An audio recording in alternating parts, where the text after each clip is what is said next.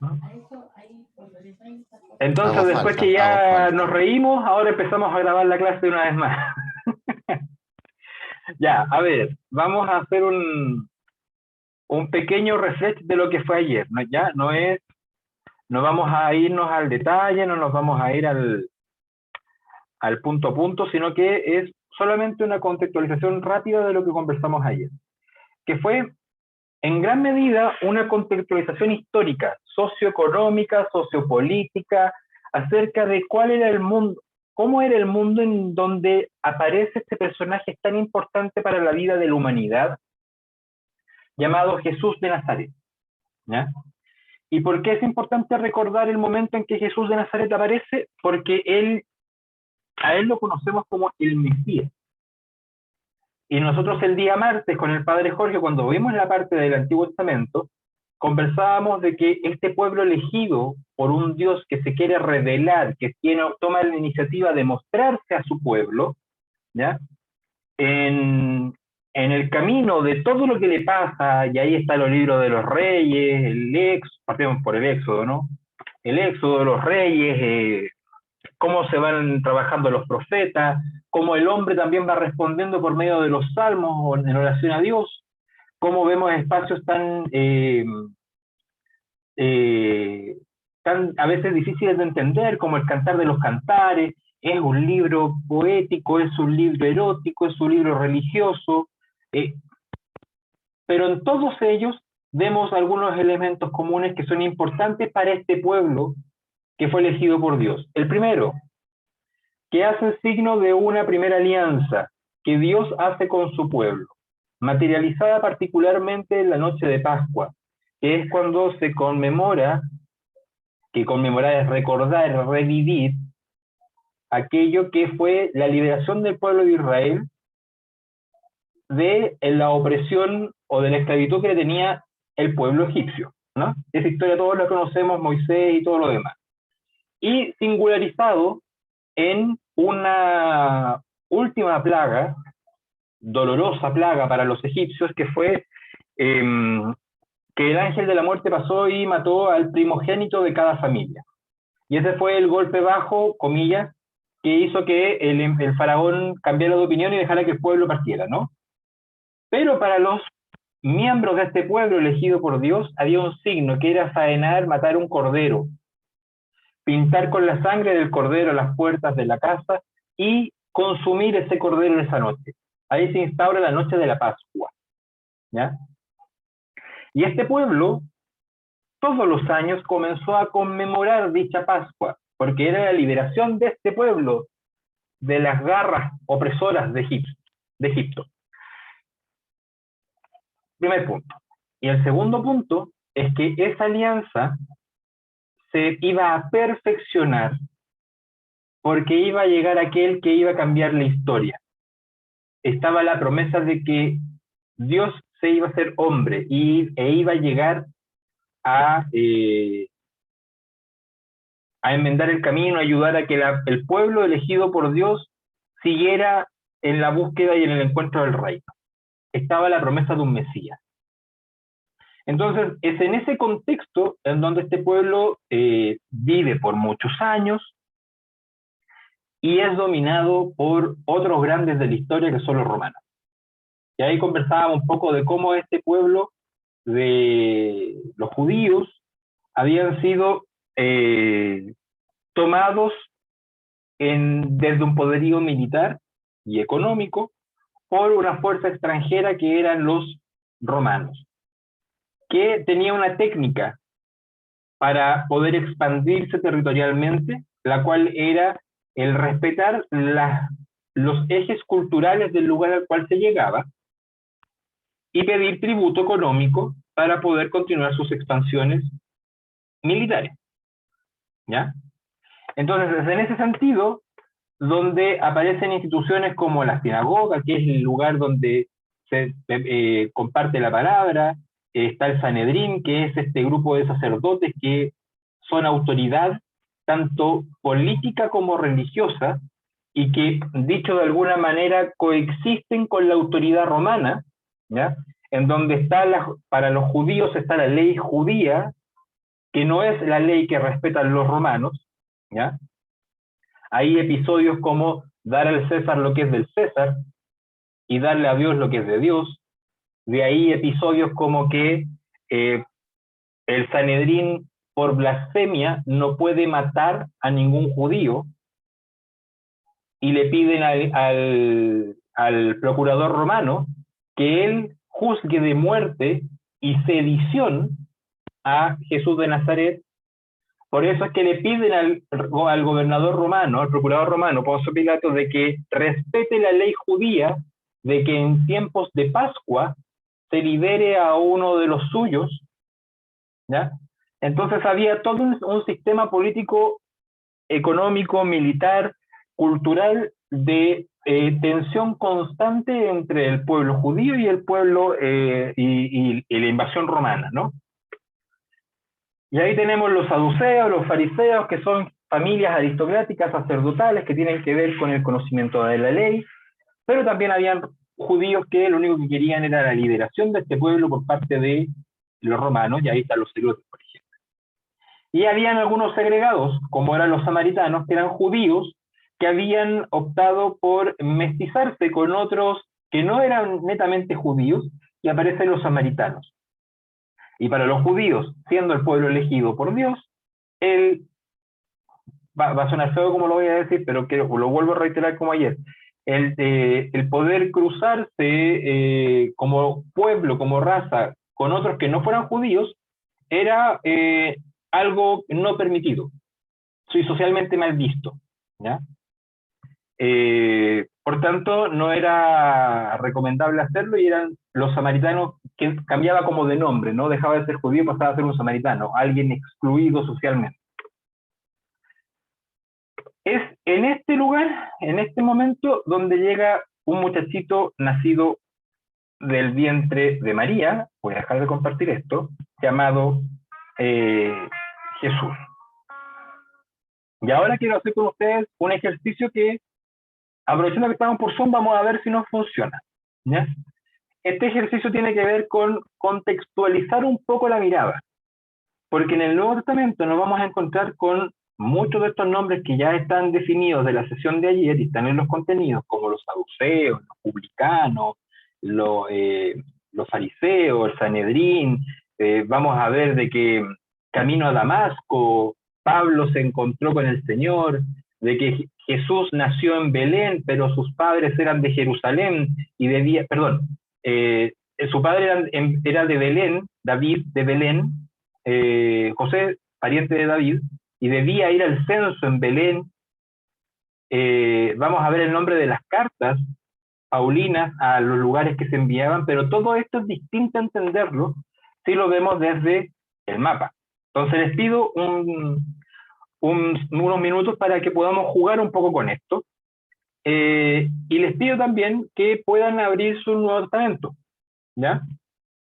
Si lo tienen a mano, o si lo tiene digital, o si lo tiene digital, yo le puedo compartir el vínculo, editar, dame el vínculo, de aquí copiar, guardar, y yo se los mando por el chat. Tenemos chat y tenemos chat. Y en el chat, ahí se va. Esa es la dirección de la Biblia oficial, de la traducción oficial del Vaticano, ¿ya? Así que ahí la puede pillar. Esto no es territorio de Jesús, esto es donde yo estoy ahora, el computador me reconoce ahí, así que nos vamos de acá. Chao. Y ahí planeta Tierra. ¿Lo ven conmigo, no? Bien. Entonces, yo los quiero invitar a que hagamos la historia y nos vayamos a Egipto. ¿Ya? Y en esto quizás abrir la mente y también sus micrófonos para que podamos, insisto, jugar un poquito con esto. Ubiquémonos más desde afuera. África, Europa. Y hacia el otro lado ya comienza la parte más de Asia Menor, ¿ya? Cuando hablamos de Egipto, estamos hablando de este pequeño terruño que está acá, y estamos hablando particularmente del Cairo, que está aquí. Sabemos que África es un sector muy seco, y esto se ve verde porque es todo lo que se alimenta por el caudal del río Nilo. Por eso que Egipto crece como civilización. De este pueblo, o sea, de este lugar, es donde el pueblo de Israel, el pueblo elegido por Dios, vive su éxodo y camina a la tierra prometida. ¿Ya? Si eso lo amplificamos, nos vamos a dar cuenta que aquí se nos abre ya un sector bastante particular, que es el Cairo acá, todo esto es el mar Mediterráneo, y tenemos hacia la derecha lo que hoy día es conocido por Israel. ¿Ya? Y aquí vamos a entrar mucho en la contextualización actual acerca de lo que ocurre con Israel y Palestina. Sáquense la cuenta que todo esto era caminando en burro, no había micro, no había Uber, ¿ya? Acá, en este sector, tenemos Jerusalén, ¿ya? Me interesa que podamos ir mirando, ¿cierto?, el mapa. Tenemos Jerusalén, más hacia el norte, si dejas que yo me pierda, tenemos Damasco, pero tenemos acá.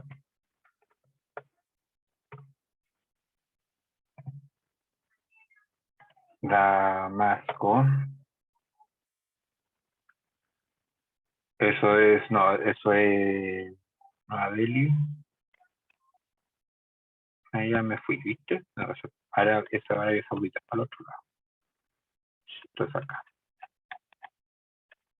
Beirut, aquí está. Damasco.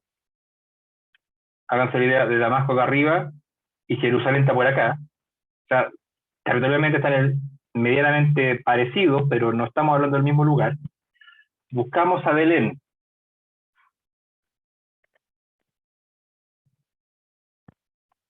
Ahí está Belén. Cerca de Jerusalén. ¿Ya? Y acá voy a hacerles un ejercicio de lo que ayer hablamos. Hablamos de Corintio, ¿cierto? Corintio que está en Grecia, que es el puerto de Corintio. Y si yo extiendo el mapa, tengo a Corintio a ese sector. Si me sigue con el mapa, acá tengo Atenas, que es en Grecia. Y si yo me cruzo todo esto para acá, cruzo todo el Mediterráneo, acá tengo a Jerusalén.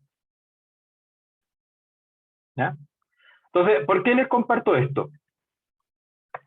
Porque lo que quiero que entendamos y que partamos haciéndonos la idea es que en esta mirada contextual del tiempo en que Jesús nace, es en estos terruños donde el Evangelio comienza a esparcirse. ¿Ya?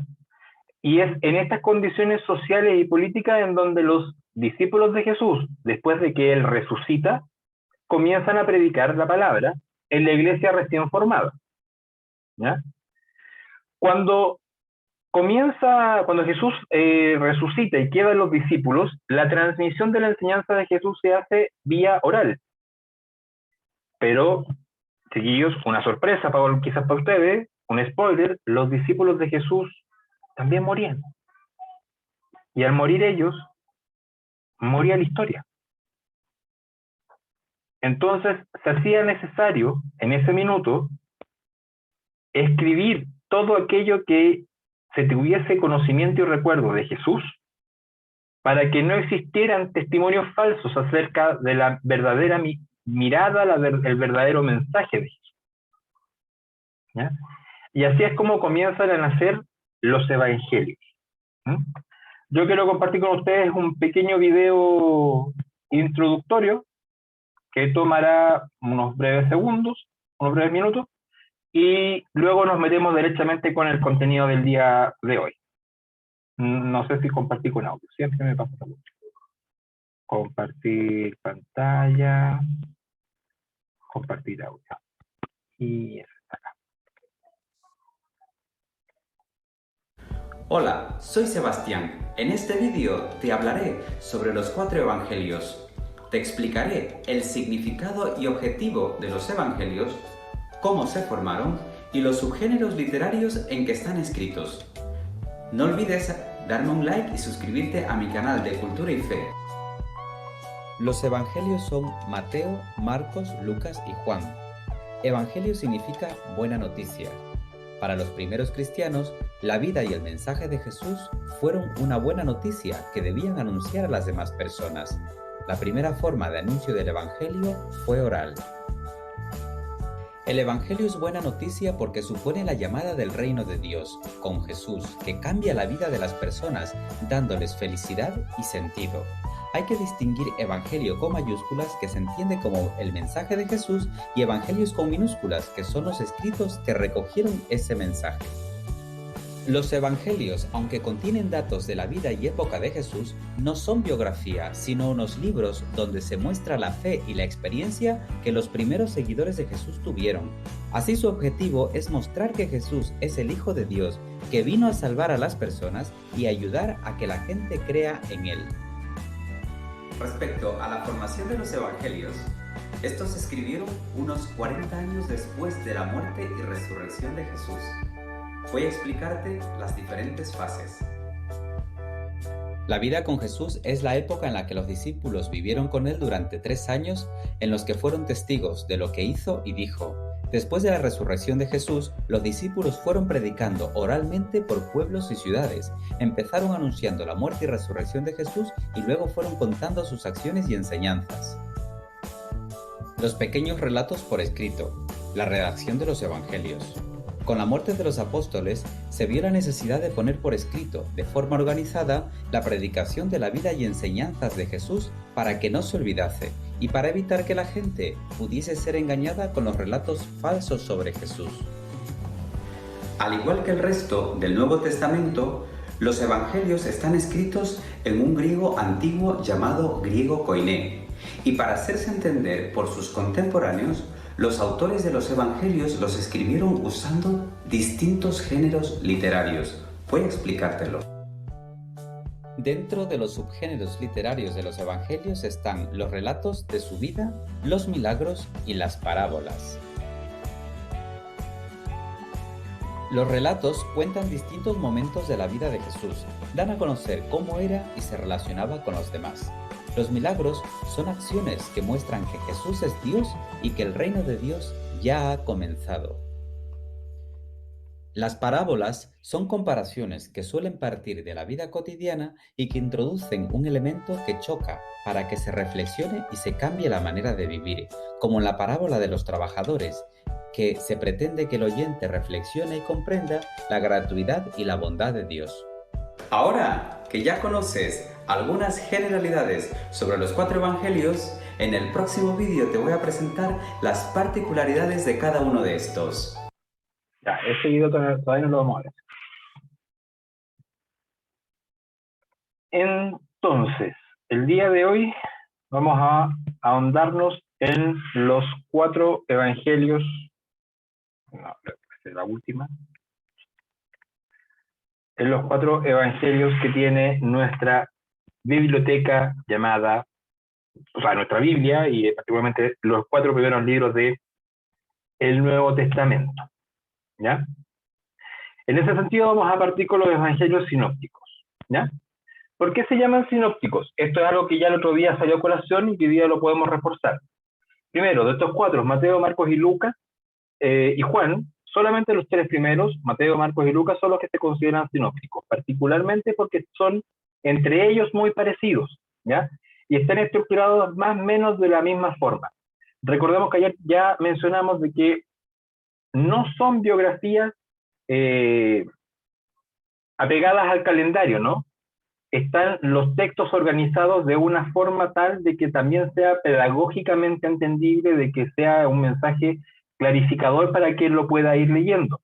Y particularmente lo vamos a ver con cada uno de estos evangelistas, que le escribe a alguien en particular, por tanto también ese lenguaje es propio. Aparte, y como ocurre en todo orden de cosas, cada uno de ellos tenía un bagaje cultural distinto, por tanto eso hacía que escribiesen también de manera distinta.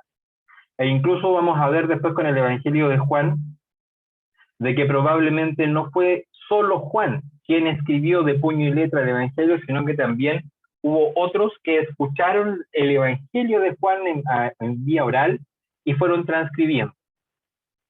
Estos tres evangelios, o sea, los cuatro, pero particularmente estamos hablando de los tres que son los sinópticos, nos permiten ver la vida de Jesús y ven todo esto desde una perspectiva más o menos similar.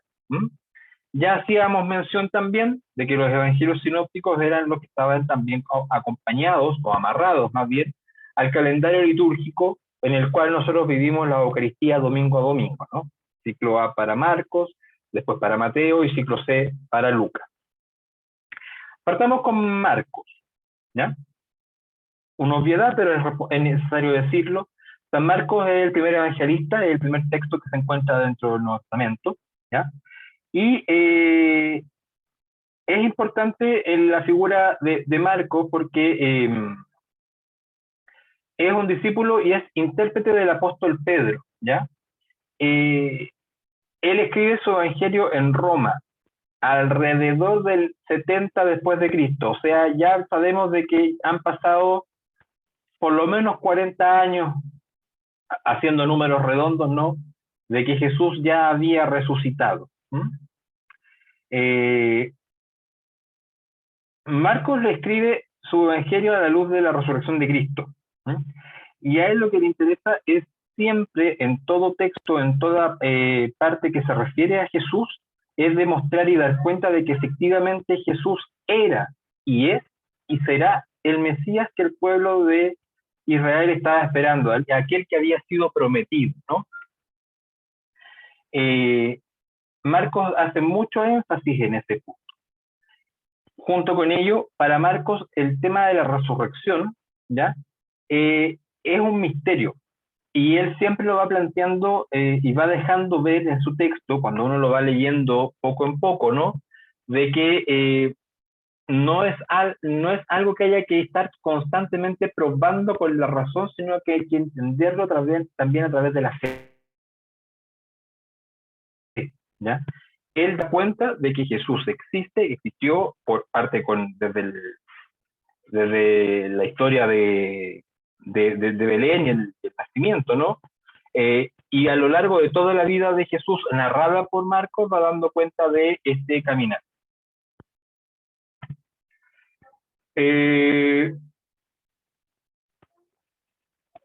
Como les decía, este texto fue escrito, me atrasé este texto fue escrito en Roma, ¿ya? Por tanto, el público a quien estaba dirigido era a un público directamente romano, una sociedad politeísta. Roma es fuertemente... la ciudad de Roma, bueno, a ver, un poco para que lo podamos identificar de mejor manera. Déjenme que les vuelva a mostrar por acá el mapita, porque esto clarifica mucho y ahora que estamos virtuales estas cosas son más fáciles de ir mostrándolas e imaginándolas. Si nos vamos a Roma, que está a este otro lado, en ese tiempo lo que menos se tenía intención o claridad era de que en Roma iba a estar el Vaticano, ¿ya? Eso no era parte de la historia, jamás nunca tuvo eso como deseo. Todo esto que está marcado es hoy día lo que es el Estado Vaticano, Estado independiente de Roma y de Italia, y por acá está la parte más importante que era la política romana, ¿no?, que es el Coliseo y todo esto del sector de Palatino, ¿no?, en donde estaba la casa del emperador. En este lugar, donde está el Foro Romano, era donde se discutían las cosas políticas de la ciudad, ¿ya? Entonces, en una ciudad, era ir a meterse donde las papas queman, era como hoy día, si lo quisiéramos llevar a la política moderna, es como querer ir a evangelizar directamente debajo de la Casa Blanca, ¿ya?, en Washington. Es como querer ir como que los estadounidenses fueran todos politeístas, tuvieran un Dios para cada cosa y nosotros llegáramos con el mensaje de que Cristo es el Hijo de Dios y que creemos en un Dios trino y que lo vamos a ir a evangelizar allá. Entonces, el mensaje de este evangelio está directamente enfocado a este público. Queremos dar cuenta de que Jesús existió y de que Jesús es el Mesías al cual había sido prometido para todos a lo largo de toda la historia del Antiguo Testamento.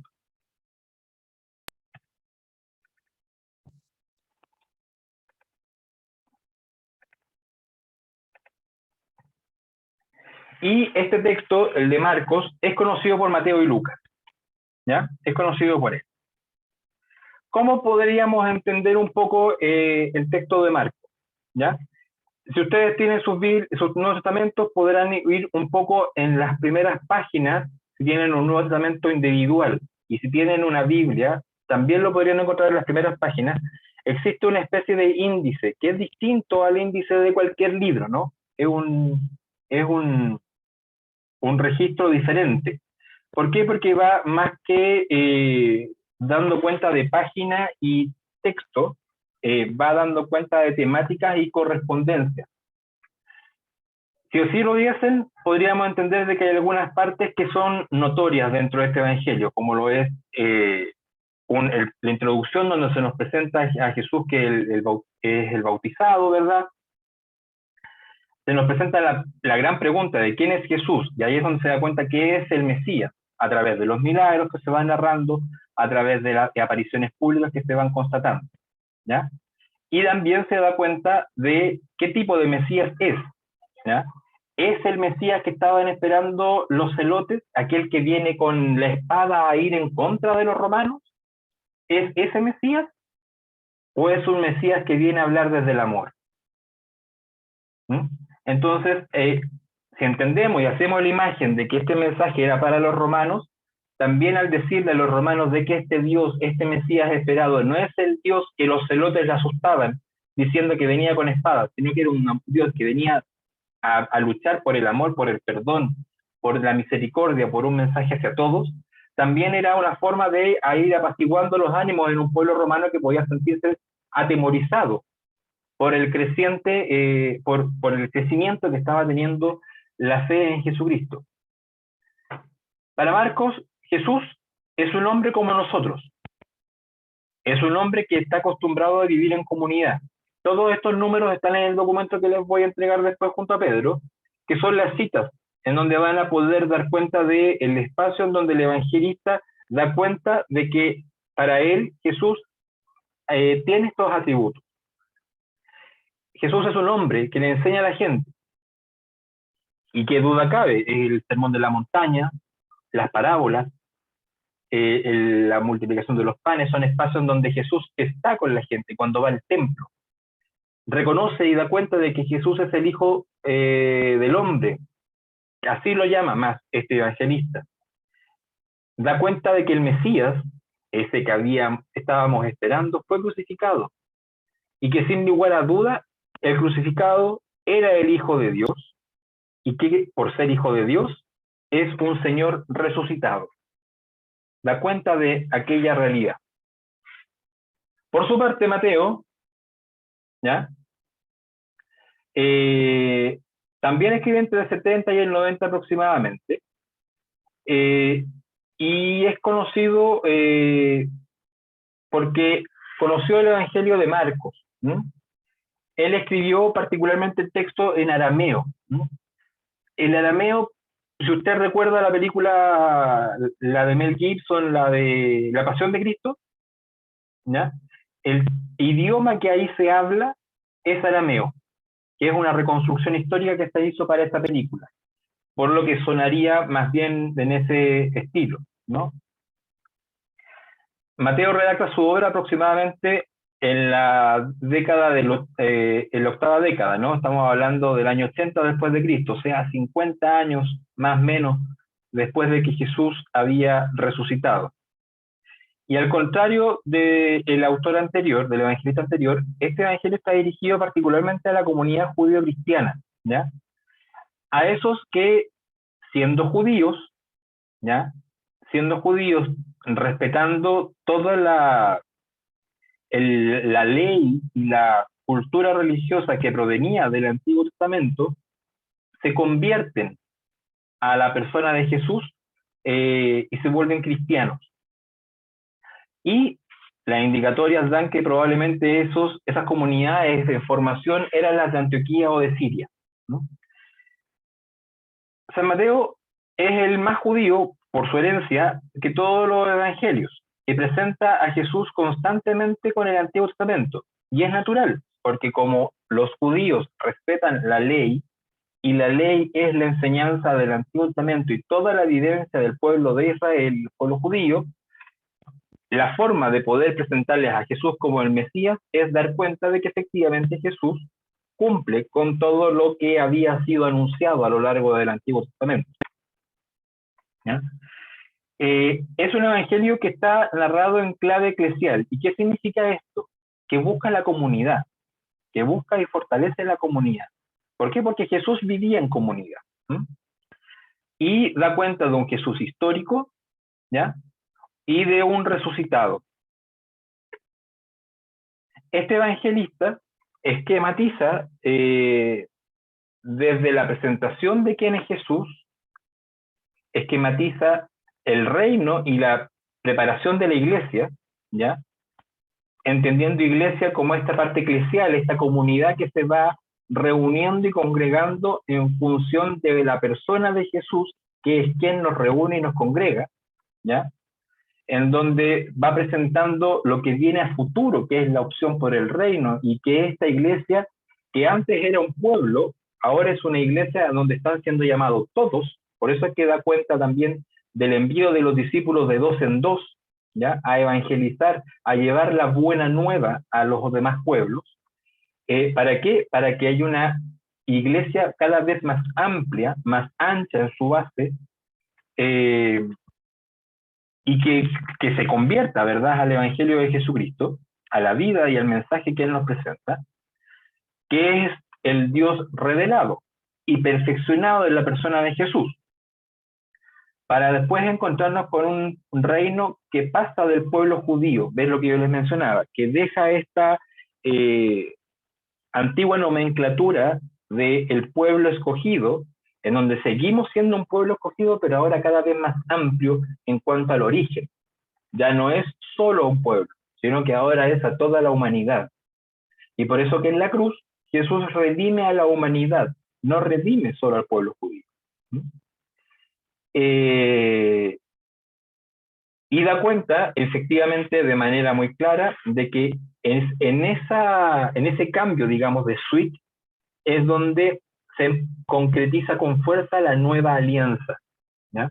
En donde es Dios, la persona de Jesús, quien materializa la nueva alianza con toda la humanidad, concretizada en la última cena, en donde Jesús se ofrece como pan y vino, y también rememorando en la Pascua lo que había sido el Cordero, porque es él mismo quien se entrega como Cordero para redimir los pecados. Por eso es que él también, es correcto decir que Jesús deja que, no es que los romanos crucificaron a Jesús. Jesús se deja crucificar porque ese es el camino por el cual se redimen los pecados de la humanidad. Para ese Dios que se inmola por su pueblo, por su iglesia, es que nosotros hablamos de un Señor glorificado, vivo y presente en la iglesia, porque es el salvador de la comunidad, de este espacio eclesial nuevo, ampliado. Es el nuevo Moisés. ¿Por qué el nuevo Moisés? Porque nos libera de la opresión del pecado. Insisto, no solo al pueblo de Israel, el pueblo judío, sino que a todos nosotros. Y no a aquellos que habían vivido contemporáneo a él, sino que por toda la eternidad. Concretiza nuevamente con fortaleza de que Jesús es el Mesías esperado y anunciado, que es el Hijo del Hombre, y que es Él, como Señor, quien nos envía a todos nosotros a vivir en comunidad, pero no cualquiera, sino que es su comunidad. Por tercera parte, caso de Lucas. Lucas tiene un lenguaje un poquitito más técnico, y aquí es donde yo, y esto es más personal, siempre hago la distinción porque él de profesión era médico. Entonces ustedes saben cuando vamos al doctor que los doctores tienen una forma bien particular de expresarnos que estamos resfriados. La más de las veces no siempre nos lo explican, como diría yo, en buen cristiano, así como, oye, te tapaste las patas, tuviste a mi pelado, te resfriaste, pajarón. No, ellos como que buscan las palabras más académicas, más solemnes, más, si usted quiere, científicas, para dar cuenta de aquello que nos adolece. Bueno, Lucas era el médico del pueblo, era el médico del pueblo. Él acompañaba a Pablo, a ese que se convierte camino a Damasco, ¿no? Y pone por escrito la predicación del apóstol Pablo. Y aquí ya vamos haciendo un poco el ejercicio. Jesús, junto a los 12, vive toda su experiencia durante estos 3 años hasta la Pascua y la resurrección. Los apóstoles quedan solos, ya no eran 12, ya eran 11. Y llega el momento del Pentecostés, que ayer veíamos de que era para nosotros el inicio de la iglesia en términos de la venida del Espíritu Santo y la concreción del llamado de evangelizar a todo el mundo. Pero que ya era una fiesta judía. Ya el Pentecostés era una fiesta judía previa a la llegada de Jesús. Y luego de aquello es que llega Pablo, que era alguien que perseguía a los cristianos y se convierte, porque Jesús se encuentra con él, o sea, Pablo se encuentra con Jesús en el camino, ¿no? Y él va a audicionar, perdóneme la expresión, pero para que me entienda el concepto, a estos 11 que iban quedando. Y es Pedro quien, entre comillas, le da la venia para ser parte de los discípulos de Jesús. Pero un discípulo que estaba, entre comillas, atrasado en saber la verdad de Jesús porque él no la vivió. No estuvo ahí in situ. Entonces aprendió, escuchó el testimonio de Hugo, Paco y Luis, ¿ya? Escuchó a todos, escuchó a los discípulos, y él lo profundizó en la oración, Pablo lo profundizó en sus cartas, que luego van a poder ver mañana con César, y ese aprendizaje de Pablo que le permitió poder ir y predicar, fue lo que escuchó Lucas. Y de ese aprendizaje de Lucas es que sale el Evangelio. ¿Me explico? Entonces, por eso es que hablamos de evangelios tardíos. Aquí yo lo estoy sintetizando en una jugarreta, si usted quiere, histórica, bastante sencilla y poco ortodoxa, si usted quiere. Pero es para que entendamos un poco cómo este boca a boca de la misión de la iglesia primitiva, esta que llevaba pocos años en formación, se iba gestando, ¿ya? Eso no obsta de que Lucas efectivamente sí conoció el Evangelio de Marcos, ¿ya? ¿Por qué? Porque ya habían algunos indicios, algunos bosquejos de lo que se había escrito. Y es por eso que Lucas logra escribir cercano al 80, ¿ya? A diferencia de los otros, que un evangelio había sido pensado más como el mundo romano, ¿verdad? Otros, los judíos cristianos que estaban convirtiéndose poco en poco, esto era para aquellos que eran paganos. Eran paganos. Si Chile como país hubiese existido en la época de Jesús, nosotros seríamos los paganos, porque no éramos parte del pueblo judío, no éramos los romanos, nosotros seríamos los paganos, ¿ya? Como para que entender el concepto, ¿no? Entonces a esos paganos era a quien se le enviaba este mensaje, esta nueva lectura de la vida de Jesús que da cuenta de los hechos más importantes en estas distintas matrices lingüísticas, ¿no? Donde se da cuenta de la vida histórica, donde se da cuenta de los milagros y también las narrativas apropiadas a las parábolas. Yo ayer me equivoqué, pero Lucas es quien escribe los hechos de los apóstoles, ¿ya? Yo ayer me equivoqué y me di cuenta después. Yo me confundí con Juan, y que Juan es el autor después del Apocalipsis, ¿no? Pero fue error mío,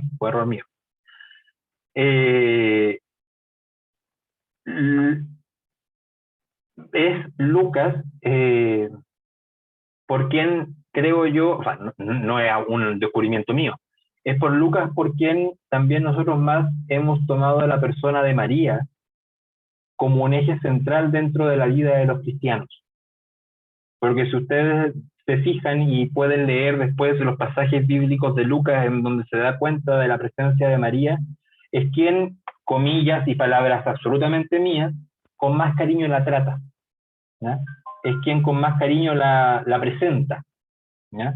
Y es el que con más cariño también enaltece la figura de la madre de Jesús. En ese sentido es que podemos decir que Lucas es conocido como el evangelista de la ternura de Jesús, ¿ya? Él viene a darnos amor, y lo veíamos el lunes. La Sagrada Escritura en su conjunto es una carta de amor al pueblo escogido, y que hoy día, desde esta iglesia, de esta mirada eclesiológica, en donde ya no son solo los judíos el pueblo escogido, sino todos nosotros, nos hacemos parte. Acá podemos ver algunos tiempos más que momentos dentro de este evangelista, ¿no? Hay una primera parte que tiene que ver con la promesa, ¿ya? El nacimiento de Jesús, su infancia, y qué duda cabe que es ahí en el nacimiento donde vemos los momentos más importantes de la persona de María, ¿no? Su visita a Isabel, la maternidad, la anunciación, y da cuenta de lo que ocurre antes, o sea, de la promesa, de cómo este Mesías que fue anunciado empieza a tomar forma en el nacimiento de un niño en Belén, nacido en la pobreza de un pesebre, de su madre María y su padre adoptivo José, ¿ya? Y dando cuenta de que siendo José su padre adoptivo tampoco es un, comillas, cualquiera, es un descendiente de la casa de David, y por eso que es importante conocer la genealogía de Jesús, que es dar cuenta desde el mismo David, todas las generaciones, padre a hijo, el padre que tiene un hijo y el hijo que se hizo padre, hasta que llega a José y de José a Jesús. Eso da cuenta de que de este rey David, querido por Dios y querido por el pueblo, brota el Mesías tantas generaciones después. Después de este tiempo de promesa viene el tiempo propiamente tal de Jesús, del Jesús público. Un Jesús que siendo hombre es tentado en el desierto, es acompañado por el Espíritu, donde es puesto a prueba. Un Jesús que anuncia su pasión, un Jesús que llega a Jerusalén y da cumplimiento a lo que su Padre le pide, aún con el dolor humano de no querer ver la muerte, pero que se haga la voluntad del Padre. Y de esa forma, en Jerusalén da cumplimiento al misterio pascual. ¿Cuál? La máxima expresión de amor y signo de nosotros los cristianos, que es la muerte y resurrección de Jesucristo. Para después dar cuenta de esta segunda parte, ya que hago la corrección de ayer, que ya viene siendo los tiempos de la iglesia, ¿no? De cómo este pueblo, esta comunidad de discípulos, atormentada por lo político, por el miedo a que los pillaran, a que los persiguieran, atormentado por el no saber qué hacer o cómo desempeñarse después de que Jesús resucita y ascienda a los cielos, cómo continuar con la misión que Jesús les encomienda, ¿no? Por lo que les decía en un principio, de que Lucas escuchó a la predicación de Pablo, todo indica de que efectivamente Lucas no conoció al Jesús histórico. Entiéndase Jesús histórico como aquel hombre llamado Jesús, hijo de María y de José, que vivió entre tales y tales años, ¿ya? Lo que no obsta a que él sí experimenta por medio de la fe esta certeza del Cristo resucitado, ¿ya? Y en ese sentido, fíjense que Lucas hasta aquí es comillas, y comillas muy grandes, pero vale la semejanza, es el evangelista más parecido a todos nosotros. Porque nosotros no conocimos al Jesús histórico, al igual que Lucas. Pero nosotros que somos catequistas damos cuenta de su evangelio, de su vida, y hemos experimentado por medio de la fe la certeza de que Jesús es el Cristo, es el Mesías, y que resucitó porque venció a la muerte. ¿Ya? Desde esa perspectiva, Lucas es el que más se asemeja a nosotros. Y esa certeza le hace decir que Jesús es el Señor, que Jesús es Rey, que es el Hijo de Dios, que es profeta, que es el Salvador, y que, por sobre todo, es plenamente humano. Lucas mezcla de manera perfecta, diría, el transmitir de que Jesús es verdadero Dios y verdadero hombre. Y ese verdadero hombre, vuelvo un poco atrás porque es un nicho que a mí me gusta mucho y del que yo siempre me presento como alguien ignorante, pero nutrido al mismo tiempo por ella, que es la figura de María, y que se presenta como: no hay un hombre que no tenga su madre. Nosotros no podríamos ser hijos del aire, nosotros tenemos nuestra madre, con todo lo bueno, con todo lo malo, pero ahí está. Pero ahí está. Y Lucas se encarga de presentarla como tal. Raya para la suma. El Evangelio de Marcos es el más antiguo. Y al decir más antiguo, estoy diciendo que se escribe en tiempos más breves a la fecha de resurrección de Jesús. Mateo y Lucas conocieron el Evangelio de Marcos, ¿ya? Pero Mateo y Lucas no se conocían entre sí.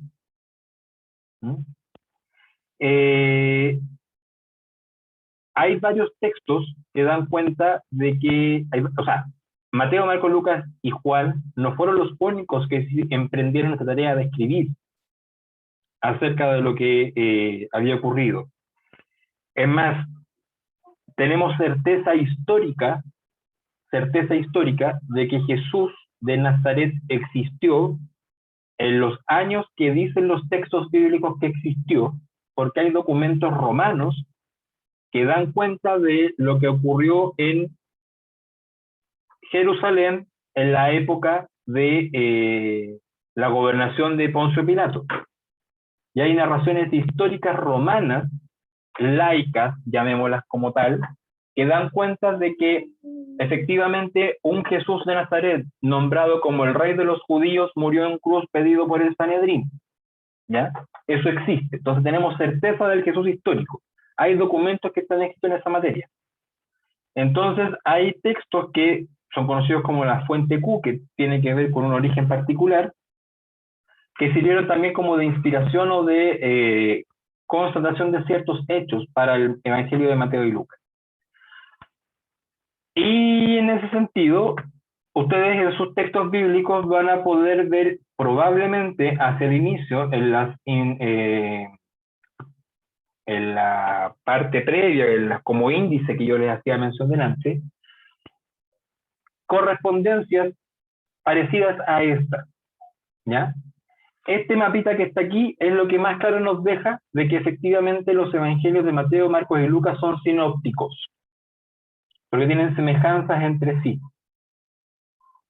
Y es más, si ustedes toman sus textos bíblicos, a un costado probablemente de cada uno de los títulos que vayan encontrando, que no es que el evangelista dijo: oh, aquí comenzaré a hablar del bautizo de Jesús, título, del bautizo de Jesús. No lo hizo así.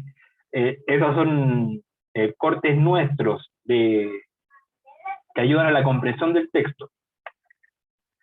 Van a poder ver también la correspondencia. Por ejemplo, los magos, yo busqué acá, el misterio de Jesús que se inicia en Galilea, si usted lo está viendo en Mateo 4, va a un costadito ver de que esa misma historia, ese mismo momento de la vida de Jesús lo va a poder ver en correspondencia en Marcos 1 y en Lucas 4. ¿Ya? Esa correspondencia, esa transposición del texto y de la historia que ahí está narrando y explicando es lo que nosotros conocemos como estos tres evangelios que son sinópticos. que insisto, el mérito de todo evangelio, más allá de a quién está dirigido, más allá de a cuándo se escribió, más allá de qué hechos sí toma y cuáles otros no.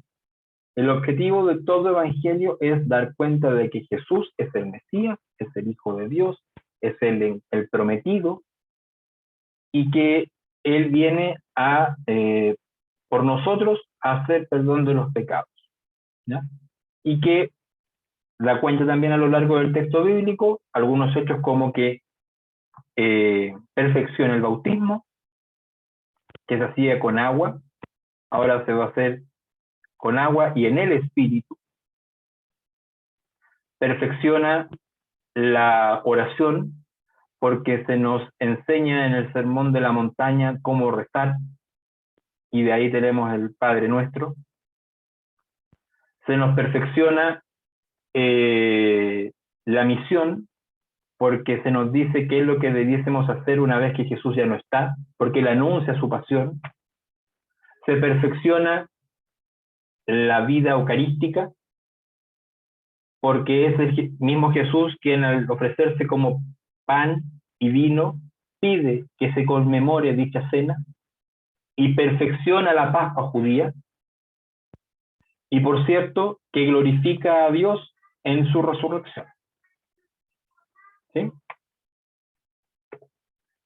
Y cerrando un poco por un lado con los sinópticos, es hora de que nos metamos un poquitito con Juanillo. Cuando hablamos de Juan, estamos hablando de ese a quien los otros evangelistas nombran como el discípulo amado, ¿ya? Si usted recuerda a los 12 discípulos, sabrá de que siempre se hace mención de que Juan es el más pequeño, y nosotros hacemos el recuerdo de que efectivamente Jesús, o sea, Juan, a la fecha de que Jesús muere en cruz, y el texto de los evangelistas da cuenta de que a los pies de la cruz estaba María junto a Juan, ¿ya? Ese Juanillo tenía aproximadamente 16 años de edad. Por cierto que son estimaciones, ¿no? Pero con eso ya podemos empezar a jugar.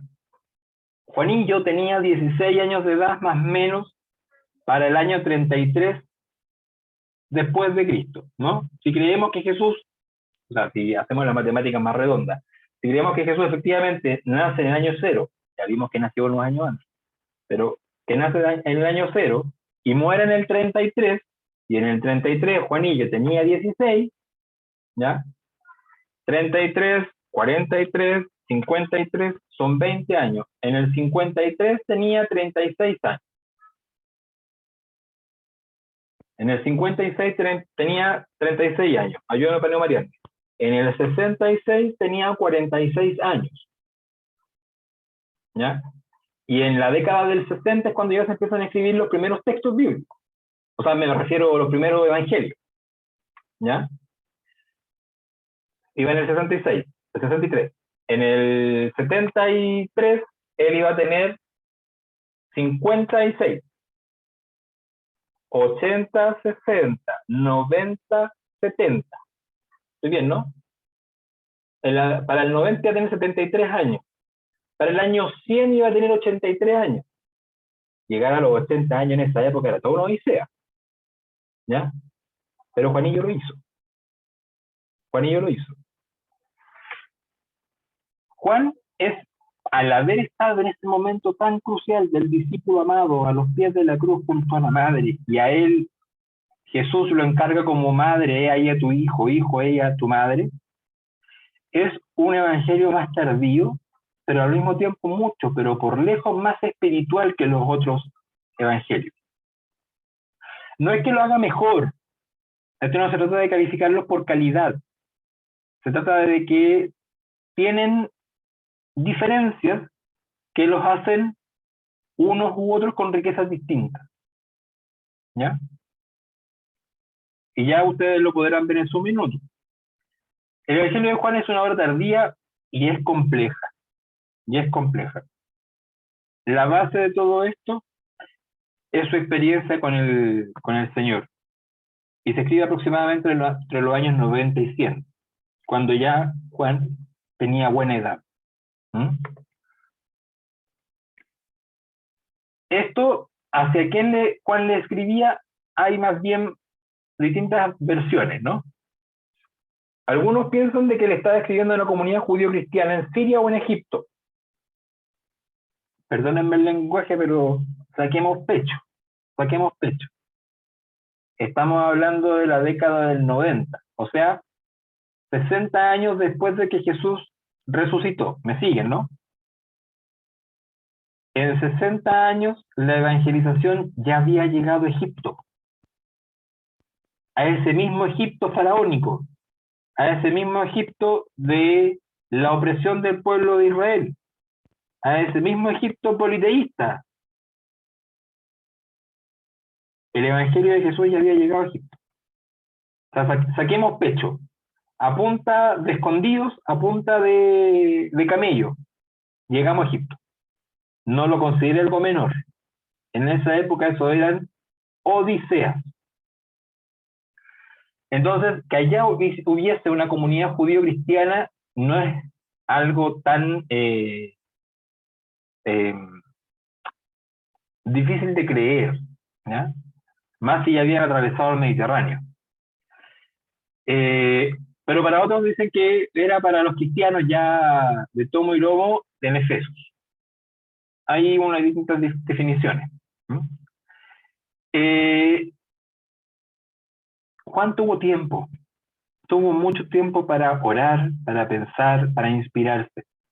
Por eso que tiene una narrativa bastante más compleja y con bastante más conocimiento de causa, ¿ya? Es distinto escribir lo que te contaron que escribir lo que viviste y te marcó toda tu vida.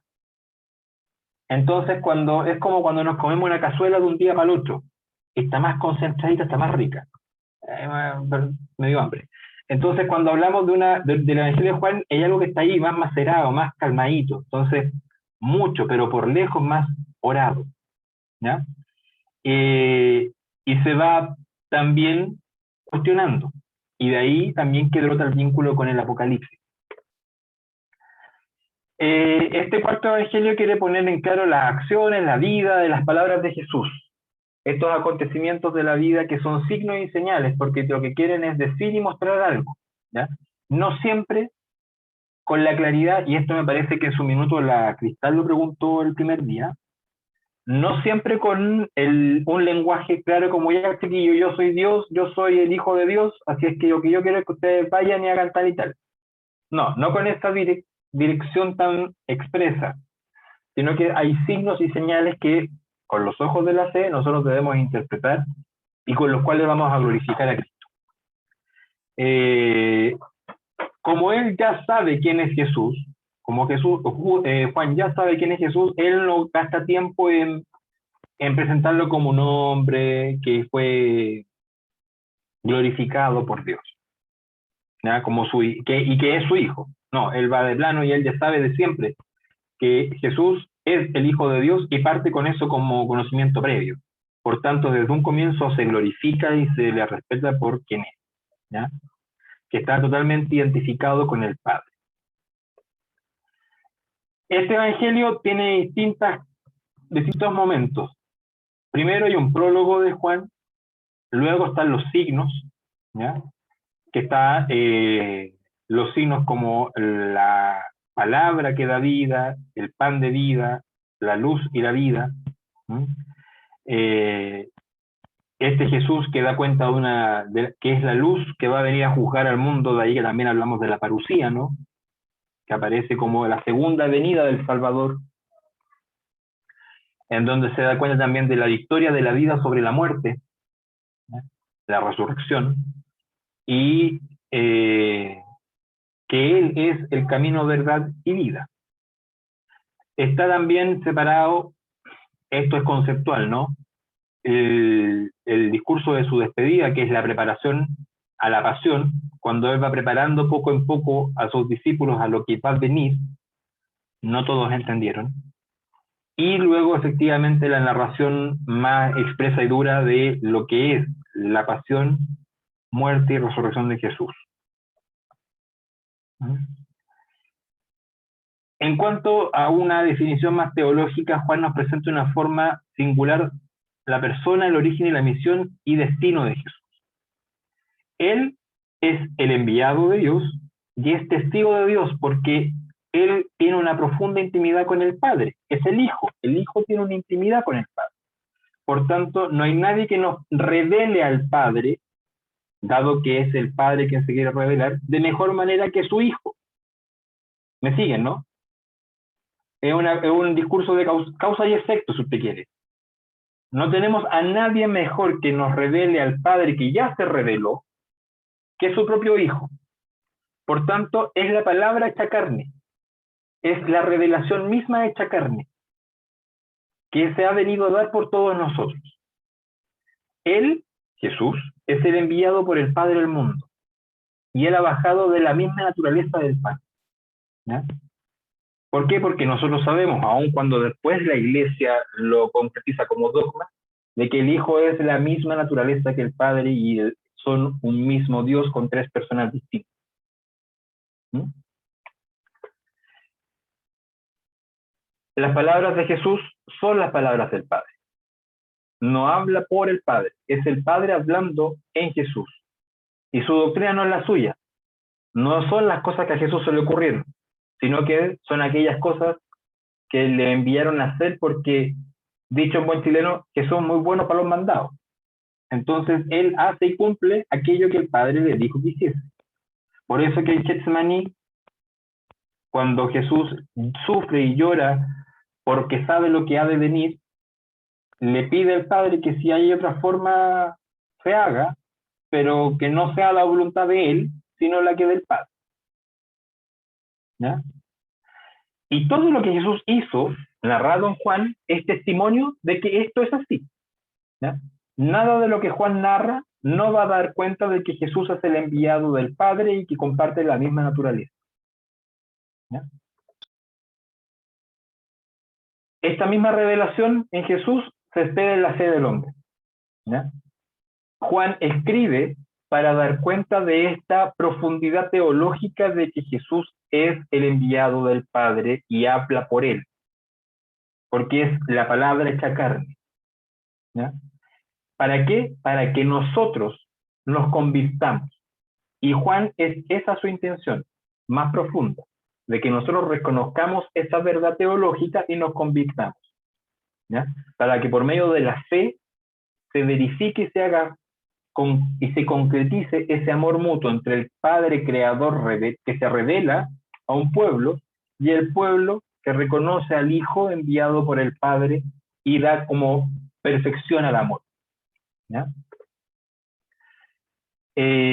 Juan subraya mucho esta parte simbólica de la revelación de Jesús, la revelación del Padre. ¿Ya? Para él, Jesús no tiene tanto la finalidad de socorrer necesidades o demostrar su poder. ¿Ya? Los milagros que Jesús realiza bajo la óptica de Juan no tienen que ver con... ¿se acuerdan cuando en el colegio nos decían que la letra con sangre entra? Así como el rigor nos va a mostrar la verdad.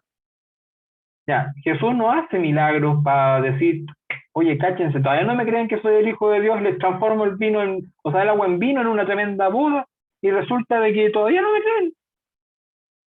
Cura a los leprosos, todavía no me creen.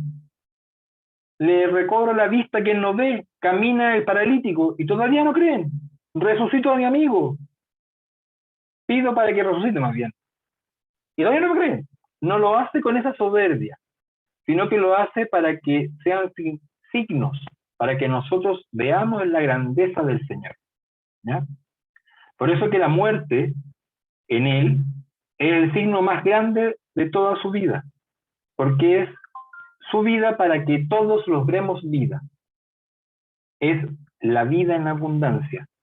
El que cree en Cristo, el que cree en Jesús, tiene vida y vida en abundancia, porque Él nos la dio a propósito de que Él fue quien se entregó. Si se dan cuenta, y con esto tenemos unos minutos para alguna pregunta, si es que la hay, la riqueza de los evangelios no puede ser no entendida, y en otros espacios quizás se los presenten de otra manera, pero a mi criterio no puede ser entendida como una fe ciega en donde solamente nos vamos a cuestionar lo que el texto dice o nos vamos a interpelar por lo que el texto dice, sin preguntarnos acerca del contexto en el que esos textos fueron escritos. Y tampoco es con el ánimo de que ustedes condicionen la lectura del Evangelio a esos hechos históricos, sino que al comprender en el contexto en que se manifiestan, pueden hacer dos interpretaciones distintas. La primera, en comprender de mejor manera la literalidad de lo que el texto dice, y entendiendo esa literalidad en ese contexto, ustedes también pueden interpelarse de mejor manera acerca del mensaje bíblico, el mensaje palabra de Dios, que esa lectura les está diciendo a ustedes en el contexto que ustedes viven hoy. Porque, por ejemplo, si usted quiere conocer o sugerir una lectura de un evangelio, no digo que no se haga, pero entiéndame el ejemplo, solamente el ejemplo. Probablemente, si usted quiere presentarle la Sagrada Escritura a alguien que no tenga ninguna cercanía con ella, darle un texto de Juan, de repente pasarle un ladrillo. Porque Juan tiene algunos principios previos que nosotros ya debiésemos manejar. Pero quizás adentrarlo por el texto de Lucas, que es un texto que manifiesta de manera más amable la persona de Jesús, manifestando con mucha fuerza el amor de Dios, quizás es más fácil entrar por ahí. ¿Ya? Con esto no estoy diciendo de que a Juan hay que dejarlo ahí como escondidito porque es más difícil, no. Solo estoy diciendo que desde la perspectiva del catequista que ustedes son, pueden, al conocer estos elementos contextuales, ¿ya? Administrar de mejor manera las Sagradas Escrituras con el fin de evangelizar mejor. ¿Sí? Es solo con ese mérito. La idea de todo cristiano es que profundicemos en las Sagradas Escrituras puras y duras. Pero para eso hay que tener un primer acercamiento. Y quizás elementos como los de hoy sirven para aquello. ¿Alguna pregunta, queja, sugerencia, pataleo, equivocación mía? Todo sirve. Nos fuimos quedando sin público, sí. Po. Yo tengo una duda. Dale, Nicolás, disculpa. No hay problema. Primero, hola a todos, ¿cómo están? Y bueno, la duda es que la Cristal me está preguntando por WhatsApp, o sea, ha estado atenta a la reunión, pero por WhatsApp porque la conexión no le da para Zoom. Entonces me dice que, ¿cómo será la prueba mañana? ¿Cómo? Me pregunta cómo será la modalidad de la prueba mañana. Prueba oral, con comisión. Claro, tiene que presentar, tiene que traer escrito el quinto evangelio. ¿Hacer frente al vicario? Sí, el obispo. Nos tiene que presentar la fuente Q completa. No, oye, transmítele a la Cristal de que no se urja, ¿ya? Que no se urja. Le diré eso entonces. Dile que no se urja, que va a ser más y ahí le cae la pelota a César, va a ser más entretenido que temeroso, ¿ya? Así que acá lo que queremos es aprender, no castigar a nadie, ¿ya? Así que no se urja. Perfecto, le voy a comentar eso. Y lo otro que también me dice es que tiene algunos problemas para entrar mañana, porque es el cumpleaños de su hermano. Entonces no sabe si va a estar muy al pendiente y por eso también iba un poco la preocupación por esta supuesta prueba.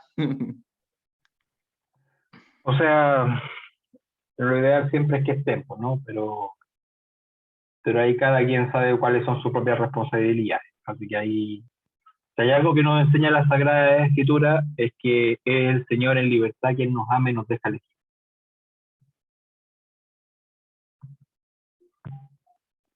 Perfecto. Muchas gracias, don Seba. De nada, don Nico. Víctor, tú ibas a decir algo también.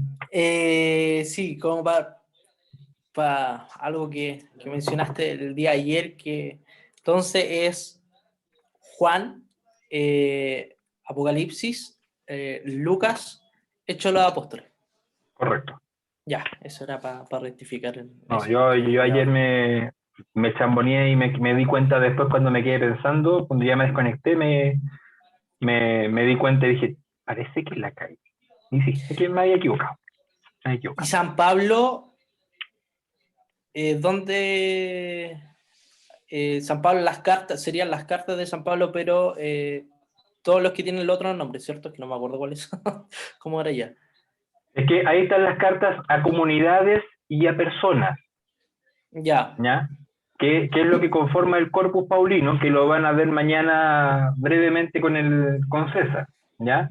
ya. Y por eso es que a mí me interesaba de que este jueguito, que no sé si funcionó del mapa, porque en estos tiempos que estamos tan amarrados a la pandemia y que hemos visto cómo el bicharraco salió de Wuhan allá en China y que se fue expandiendo poquito a poco por el mundo como la epidemia que es, guardando las proporciones, pero sirve el ejercicio comparativo, en la época, el Evangelio de Jesús, su vida y la conversión también fue así. La única diferencia es que por muchos años no fue a Hubo Vox vacuna. Populi, por decirlo así. ¿Cachai? Había mucho temor, porque había toda una coacción social acerca del cristianismo, de este naciente cristianismo, que tiene su herencia judía, ¿no? Tiene, de hecho, si no me equivoco, fue Benedicto, ¿no? Quien, no me acuerdo si fue Benedicto o Juan Pablo en sus últimos años, que los presentó como nuestros hermanos mayores. ¿Ya? Fue Juan Pablo, ¿no? Fue Juan Pablo, que nos presenta al pueblo judío como nuestros hermanos mayores. Y qué duda cabe, ¿no? Y qué duda cabe. Eh, hay un video, a ver si lo busco luego se los mando, se los dejo con César para que mañana se lo pase. Es un video bien ñoño, reconozco que es bien ñoño, pero después de un rato es interesante, ¿ya? Que es algo así, parece que se llama como los orígenes del cristianismo, de estos que hacen como gráficos, ¿no? Eh, como que todo el rato te van explicando cosas como que están haciendo una pizarra. Y ahí muestra cómo nosotros, los cristianos, nos desviamos, comillas, en este punto nuclear de reconocer en Jesús al Mesías, ¿no? Y comenzamos este camino de iglesia. Y decía lo del virus porque es interesante ir reconociendo en el mapa los lugares a los cuales San Pablo fue escribiendo, porque ahí uno se hace la idea de qué tan expandido fue todo esto en esos años y hasta dónde llegó, ¿ya? A muestra un botón, nosotros nos vivimos en la ciudad de Santiago porque viene de la herencia española de Santiago de la Nueva Extremadura, porque el camino del apóstol Santiago termina en España. Y allá encuentra la muerte, ¿no? Entonces, yo no saca la dimensión de lo que el tipo caminó. Es una tremenda distancia y lograr llegar a evangelizar allá en una vida, en las condiciones de esa época, es que si no era de la mano del Señor no era cómo.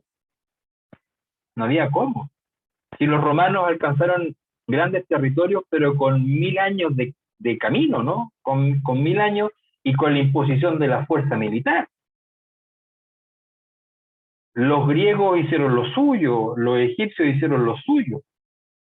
Pero esto que se iba masificando, el conocer el amor de Dios por medio de la experiencia de los discípulos con el maestro, y esta nueva invitación a la vida comunitaria, esta nueva invitación a conmemorar la palabra y la mesa con el pan y el vino, como el maestro lo había dicho, era algo novedoso y que se iba haciendo poquito en poco. Entonces, ahí San Pablo ayudó. San Pablo romano, que sabía cómo llegar a todos esos lugares, porque los romanos allá sabían. Recordemos que nosotros le debemos la herencia de las carreteras a los romanos. Entonces, que un romano sepa cómo moverse en este mundo que todavía no tenía ni siquiera un mapa hecho, no era menor. Entonces ahí el Señor se vale de las personas que son puntuales, para que su plan salvífico vaya tomando más forma, ¿no? No sé si hay algo más, alguna otra pregunta, algún otro comentario. Ya, entonces, el Matías nos dejó ahí pagando, ¿viste? Se desconectó y se fue. Entonces, ahí no va. Oye, mañana